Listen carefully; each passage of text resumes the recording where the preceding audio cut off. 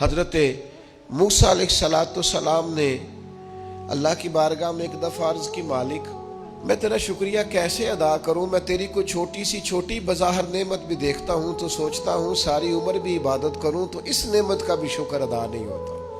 وہ جو ان کے دل کی گہرائیوں میں بات ہے وہ اپنے جذبات کا اظہار کر رہے ہیں۔ حضرت موسیٰ کلیم عرض کرتے، مالک میں تیری چھوٹی نعمت بھی کبھی دیکھتا ہوں نا تو سوچتا ہوں ساری عمر بھی اس کے لیے عبادت کروں، جھکا رہوں سجدے میں، تو اس نعمت کا شکر ادا نہیں ہو سکتا تو ساری نعمتوں کا کیسے کروں؟ تو جب یہ جملہ کہا نا حضرت موسیٰ نے تو رب کریم نے فرمایا، اے کلیم اب آپ نے میرا شکر ادا کیا ہے۔